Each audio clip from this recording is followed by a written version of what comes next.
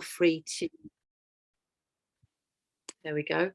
Feel free to use your the chat for asking questions or sharing links or relevant bits of information. So welcome again to tonight's meeting organised by Campaign Against Climate Change.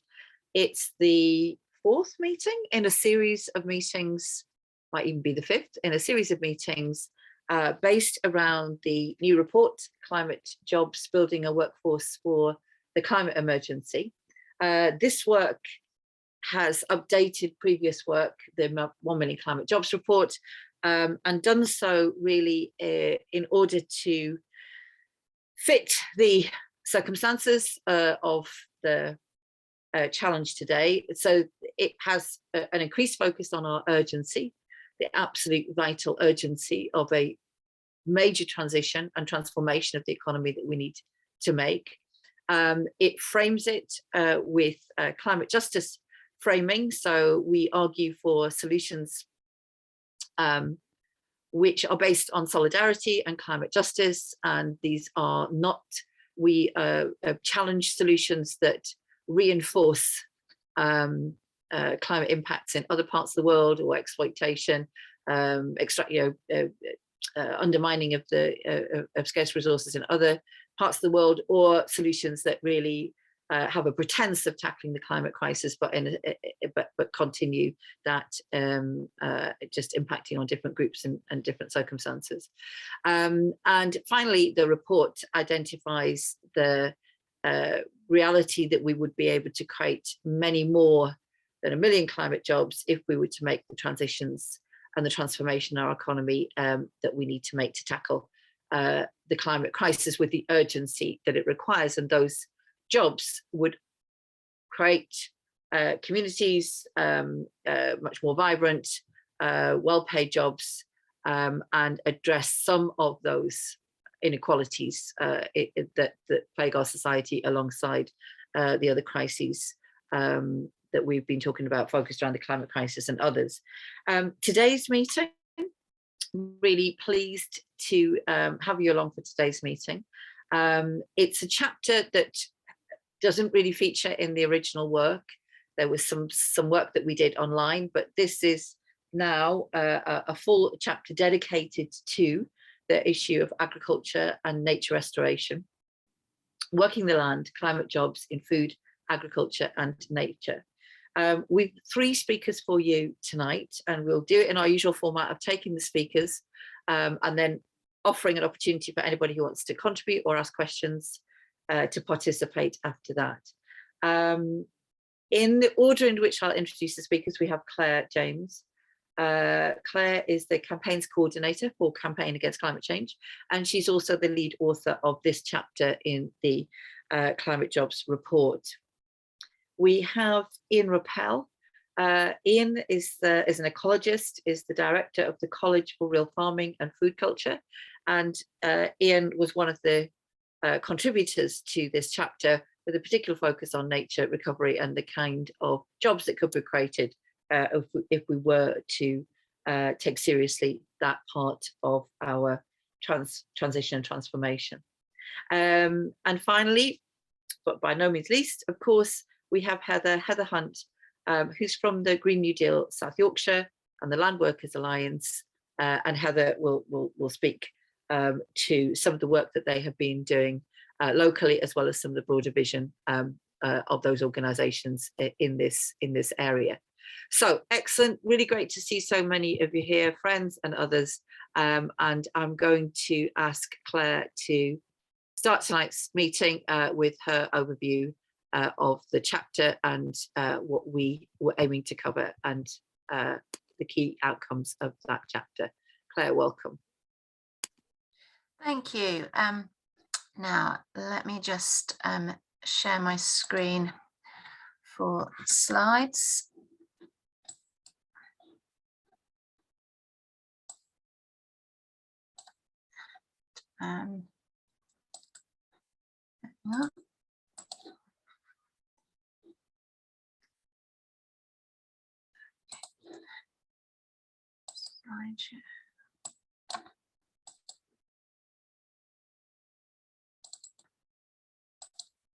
Oops, gone back. Right. So this is a chapter which covers some really fundamental issues, and it covers the crisis of biodiversity and the climate crisis and the food that we eat, and it's all linked to land, basically.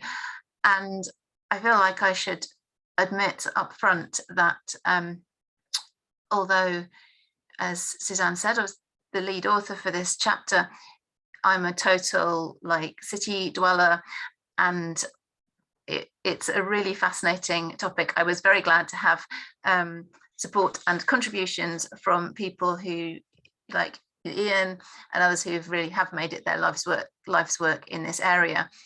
So what I'm going to talk about is very much setting the scene, and that is possibly where are we now, and then Ian and Heather are going to talk a bit more about the solutions which we're proposing. So our land provides jobs, but are they good enough? It provides food, but where, is this affordable to all? Is it accessible? It can be a carbon sink, but agriculture and our land use can also be a major source of greenhouse gases. It's a haven for wildlife, but as I'm sure everyone's aware, there is a massive biodiversity crisis, and it provides much more. So the benefits that we can all get in mental health, of access to nature, it can have a protective role, for example, the land upstream protecting cities from flooding. So first of all, I want to talk about the nature crisis very briefly. And I think sometimes we're all much more aware of the impact of humans on nature in relation to ecosystems such as the Amazon rainforest. And of course, we really should be concerned about that sort of deforestation. But it's often easy to overlook how nature depleted the UK actually is. Especially since the Industrial Revolution, we've lost 2/3 of our tree cover is 1/3 the European average. So, even compared to other modern countries, the major impacts of wildlife is the intensification of agriculture, which now means that it's estimated that 1 in 7 species in the UK are at risk of extinction, and pollution. So I think you probably have seen stories in the news about, the problems that deregulation have made this even worse, but described as a chemical cocktail of sewage, slurry, plastic particles and fertilizers in our rivers. And of course, as well as the nature crisis, the climate crisis. And it's estimated that the UK food system is about 1/5 of our domestic emissions. So that would be half of that, about 10%, in relation to agriculture. And so on the pie chart, I hope you can see, so the right hand largest chunk is agriculture. Just next to it down at the bottom is the emissions from manufacturing artificial fertilizers, and then all the left hand side is other, so food manufacturing, packaging, transport, home related, which would be fridges, freezers, cookers, retail, catering, and a tiny bit at the top, which is waste disposal. Now, this does not include the emissions relating to the food that we import, because we import about half of the food we eat, and that also carries its own carbon footprint, production in some cases, the very carbon intensive practice of flying on air miles. So that's even so our food carbon footprint is a really important thing to consider, and it's not something that has really been decreasing. So in terms of there's a few things in this country that we've been very successful at, for example, stopping burning coal, and other areas, some of which we've already had meetings about, like transport and insulating our buildings, and now agriculture. There've been very little progress in cutting emissions, and it's something that really needs to be addressed. So out of the emissions directly from UK agriculture, about half of these are attributed to methane from livestock. The methane isn't talked about so much as a greenhouse gas compared to carbon dioxide. It's short-lived in the atmosphere, much more short-lived than carbon dioxide, but it's a very powerful greenhouse gas while it still is around. So that is a big consideration. There's also other greenhouse gases emitted from when artificial fertilizers are put on the land and released, or from livestock manure. So that is where we are at the moment. I feel like I'm giving a bit of a I'm like setting out all the problems bit, and then you get the more kind of solutions focused bit later. But at the moment, yeah, so nature is in a state. We have got a model of food system is a major contributor to our carbon emissions. So this map here didn't actually go into the climate jobs report, but I thought it was a really fascinating one, and I've put where it's from, the National Food Strategy. So if you want to Google that, you can find the original. I hope the writing is legible. It basically shows how the UK is sort of divided up into different land use, but obviously it's not geographically accurate. It just shows the proportions. So you can say that you have, for example, peats lands down in the southwest and cereals in the southeast. Some of the sort of the more the smaller areas are maybe slightly harder to see. You can see up I think the Orkney Islands, there's a little corner of fruit and vegetable growing, about the same amount of golf courses, and a tiny amount, which is a little splodge, which is orchards. The green areas. So, I should say first, the hexagons on the right, they represent the overseas land used to feed the UK. So that's the same color coding as for the UK itself, and we can see that if you can read it, all the different shades of green all relate to either pasture land or land grow for beef and lamb, or land which is used to grow feed crops for livestock.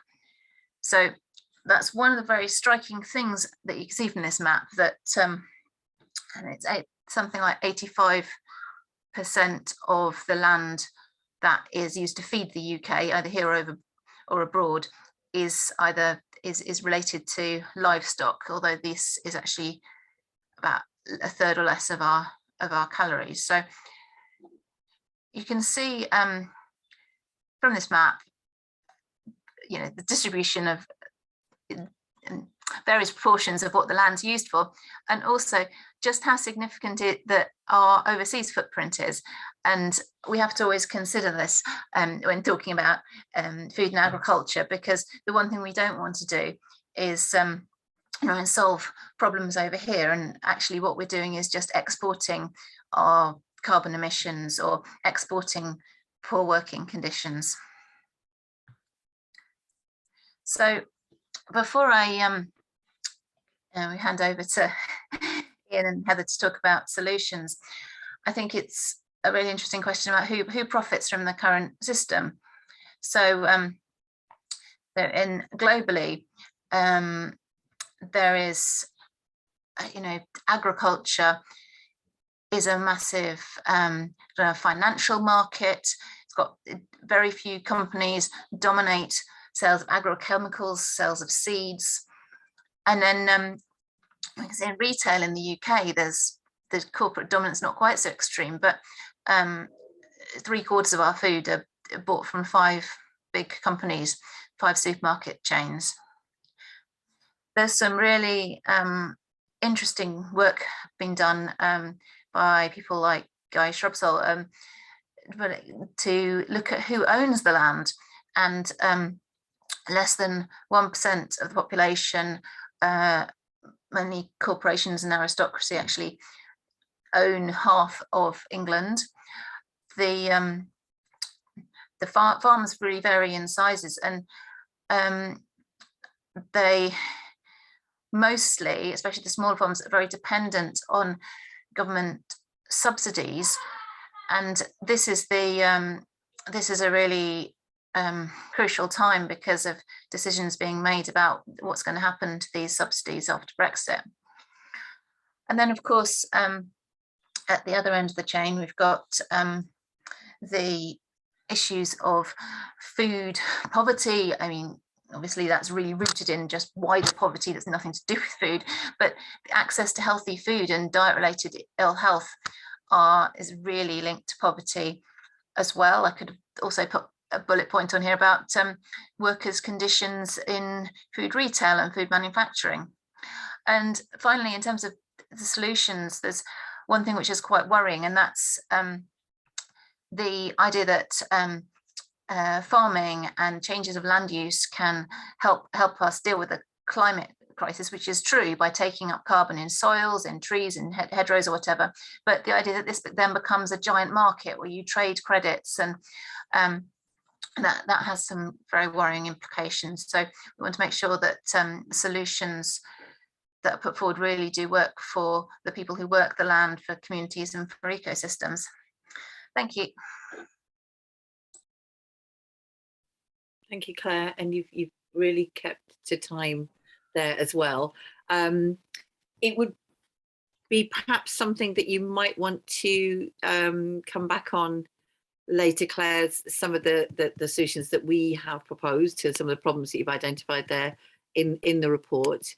But I know that Ian will do some of that, and will no doubt have to share with us some of the additional problems as well. I'm afraid they can't. Claire hasn't quite covered all of the problems. I'm sure there's more to be shared from Ian. But Ian, welcome so much to the meeting, and off you go. Okay, thanks very much indeed. I'm guessing everybody can hear me okay. Yeah, well, I mean, first, the good news. The UK is one of the best places to grow food in the world.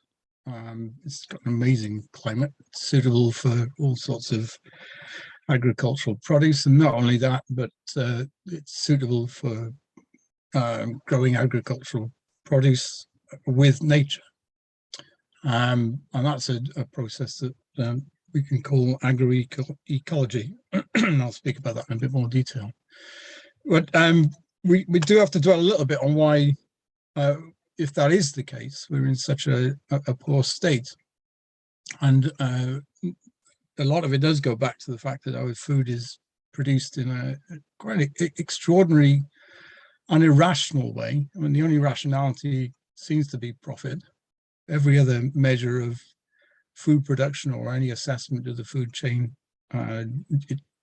nothing makes a great deal of sense. I mean, if we think about just food waste, that's shocking in and of itself. I mean, in the UK last year, 6.7 million tons of food went to waste.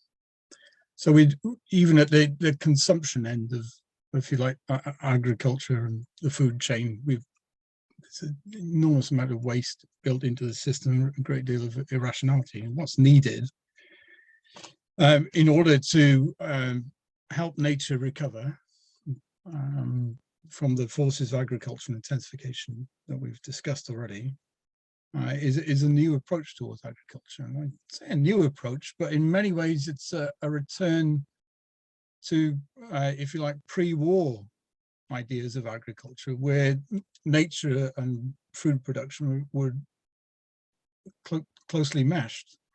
It's only since the war, really, and most especially since the 1970s, that agriculture has, if you like, been taken outside of natural processes and outside of ecology. It wasn't a perfect thing, and levels of production weren't as high as they are today, but there were very good principles that saw food production closely tied to ecology. And in fact, farmers were producing biodiversity as much as they were producing food or crops or animals. The one was a byproduct of the other.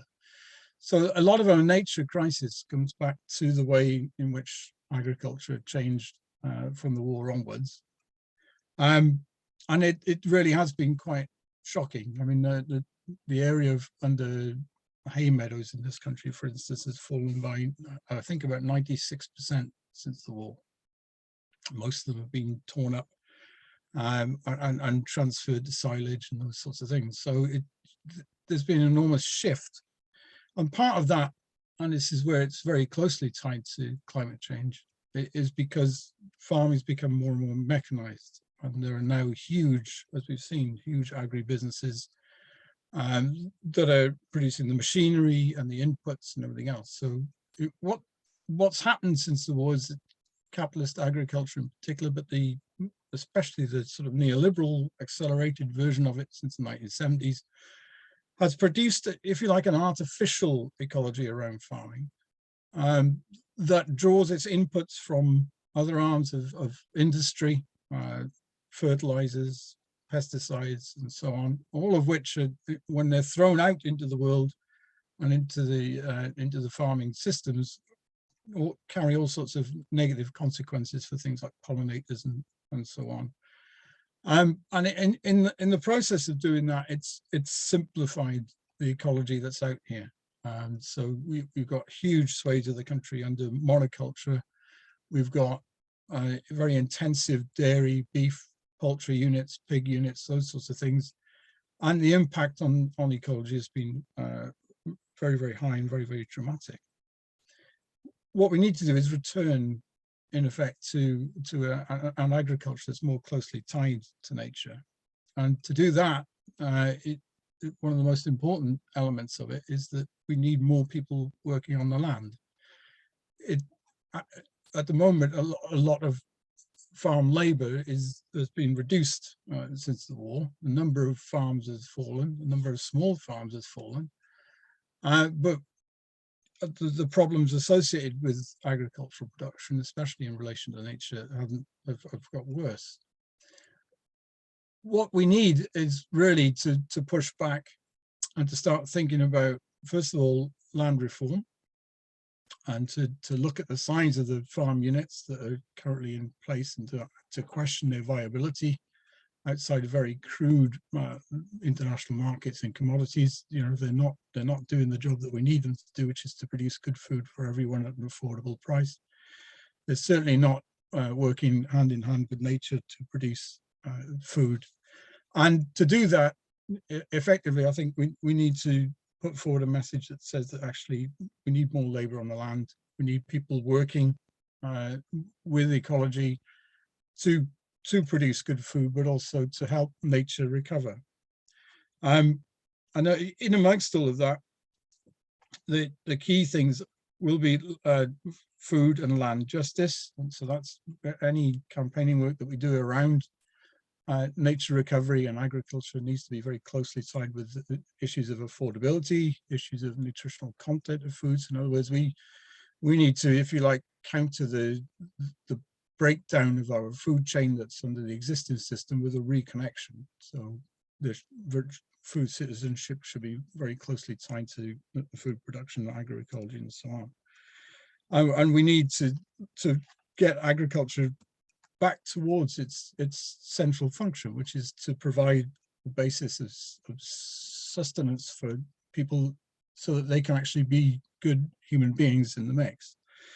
Now that message of the need, if you like, to reconnect agriculture and to make better use of the land is not quite the message that's coming out from conservation groups at the moment, who are talking about things like rewilding, or talking about things like natural capital or the financialization of nature.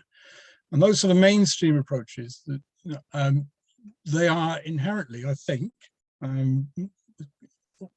they are inherently skeptical about human beings in the landscape. They don't pay much attention to the history of human beings in the landscape and the previous positive interrelationships there's been with people and biodiversity. And instead they have this sort of a negative assertion that all humans are bad. So you will come across conservationists who are in favor of pulling people off the land and replacing it with natural systems and reforesting large parts of the UK and so on.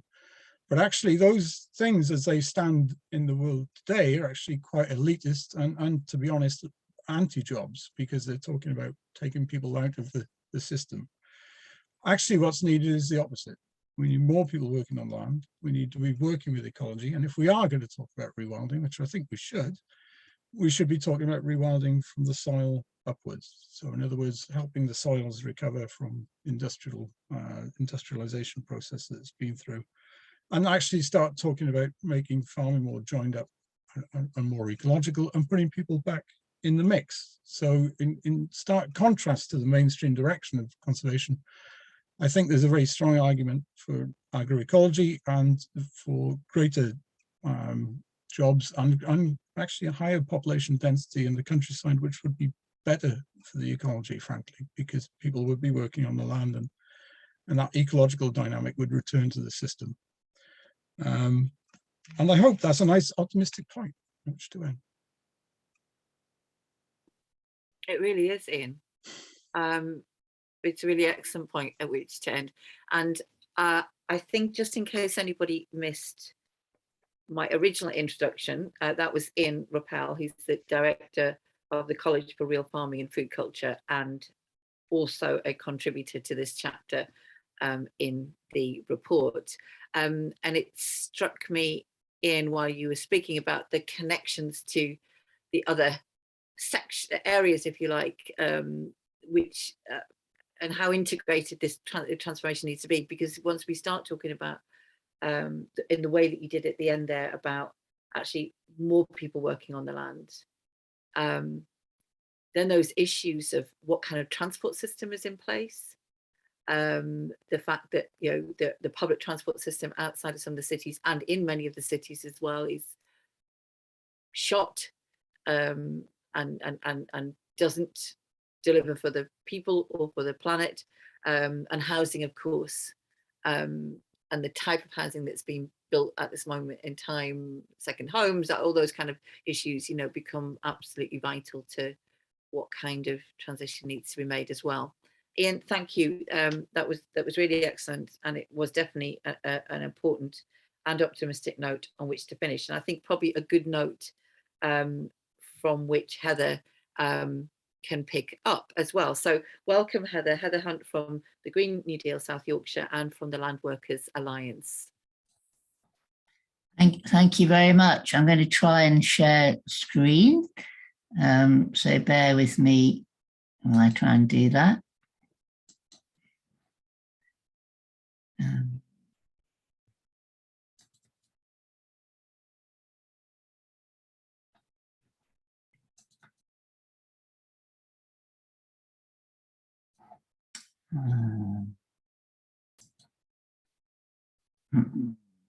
No, that's not.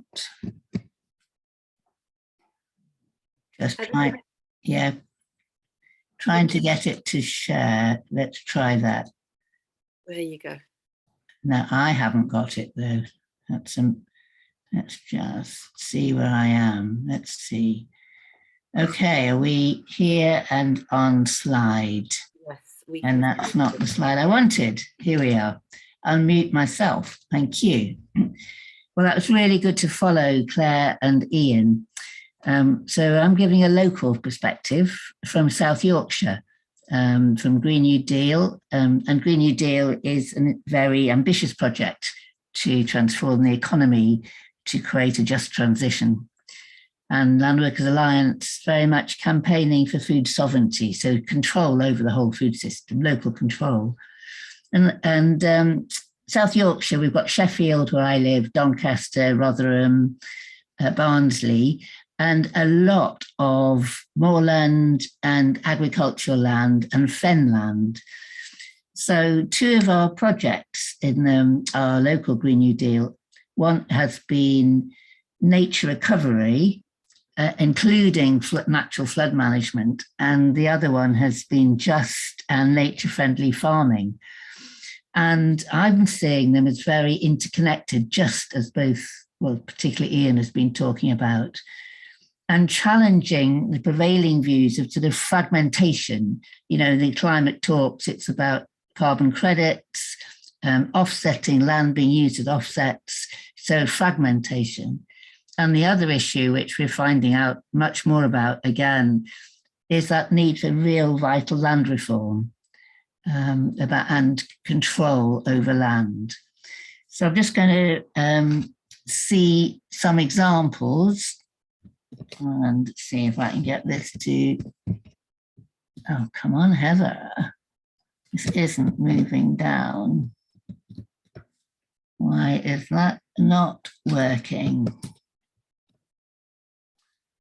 I don't understand quite what I need to do to move this slide down. Heather, sometimes if you aren't full screen, so if you go out of full screen, it's sometimes a bit easier to manipulate the slides if they're not moving.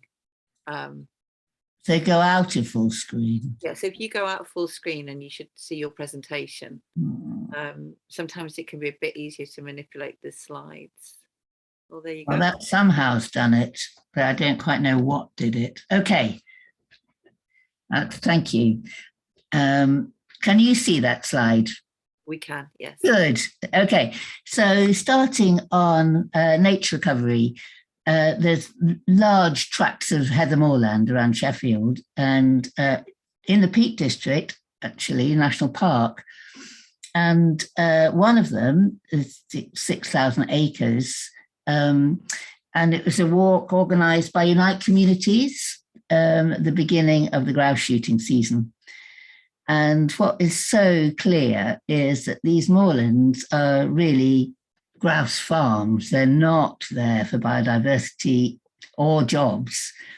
And the shocking thing was the amount of subsidy that these very wealthy aristocratic landowners receive. So this one receives £2 million over 10 years, and this includes heather burning, losing carbon, matters of killing of raptors. So that's certainly not the way we want to go. And just a little alternative, there are partnerships on moorland which are bringing back the biodiversity, mixed woodland in cloughs, bog restoration, which is crucial for carbon, and good jobs. And these are both ranger jobs, farming jobs, conservation farming, and education jobs.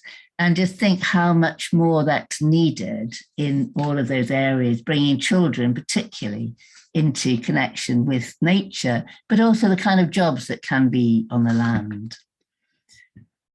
Flooding, all part of nature recovery. As we know, in South Yorkshire, we've had massive flooding, Doncaster, Rotherham, and quite recently. And there's a big movement for natural flood management. And I was doing some today in a local woodland. So that's upstream work rather than doing big barriers in cities. So this is stopping the flow in streams when it's heavy rainfall. They're called leaky dams, and it just stops the flow.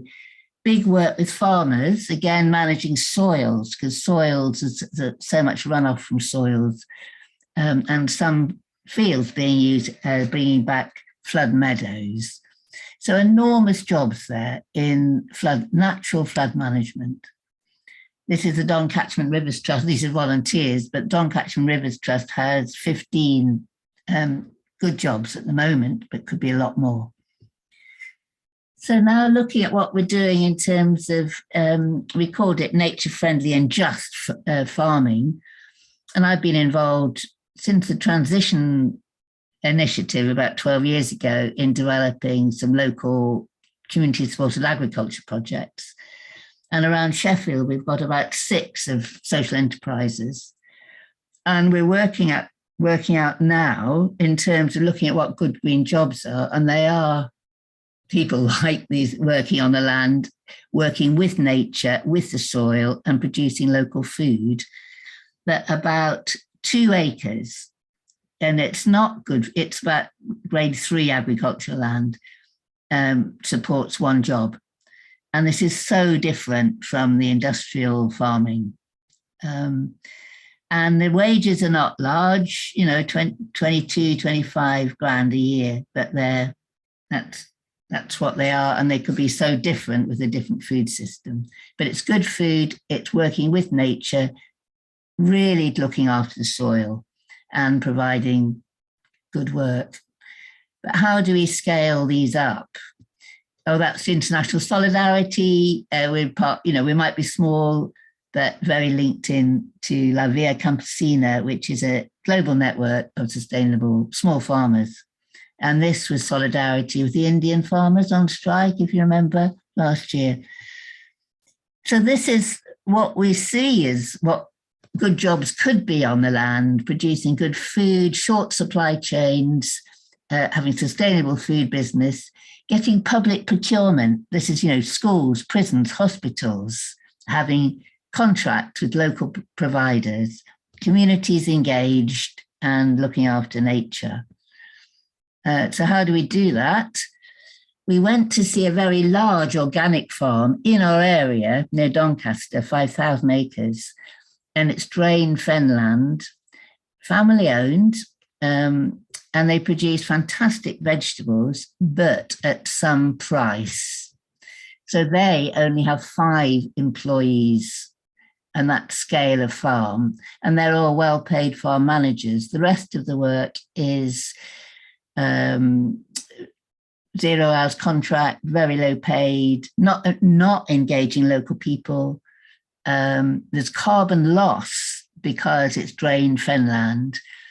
And the shock to some of us was local industries are paying the farm to flood their fields as offsets. And this is happening more and more. Farmland is being bought up by industry, and a lot of that is being used now for monoculture tree planting and taking away land from farming. And the price of land is going up doubly. I don't know if people see Country File. There was a big thing about it last night, Sunday night. So this, by the way, Ian talked about mechanization. This is a cauliflower picker. You pick them by hand and put them in this thing. So it speeds up picking. So another good project. So we're looking at models of good and what the barriers are.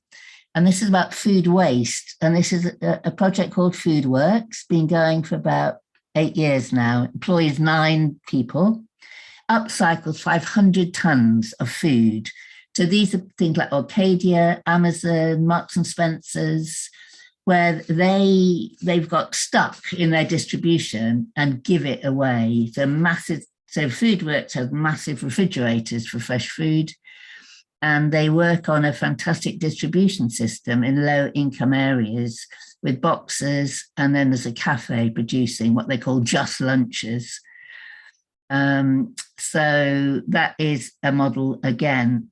I mean, it should be out of business because we don't want that degree of food waste, but at the moment it's redistributive and saves waste. One of the issues about these jobs, all of them in the nature conservation, regenerative food, systems are that they're predominantly white workers.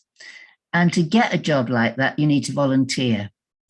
And if you're going to volunteer, you usually are in that network and you've got family or a bit of money behind you. So Landworkers Alliance have just started this campaign called Cultivating Justice. And that's to enable people from Black and minority communities, people with disabilities, people who otherwise are not in that network to get jobs. So one of the key things for this is to have well-funded apprenticeships. So you can, instead of volunteering, you can be an apprentice and live on that. So that's my last point. So how do we get good green jobs on the land?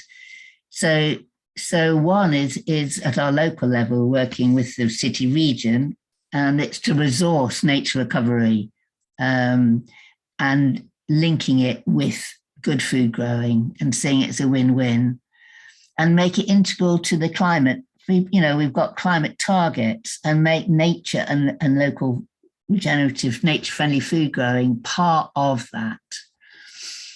And then at the national level, so I'm involved with Green New Deal, and the Caroline Lucas and Clive Lewis are engaged with other MPs and other parties, and have got a bill that's ready to go about restructuring the economy and decarbonising.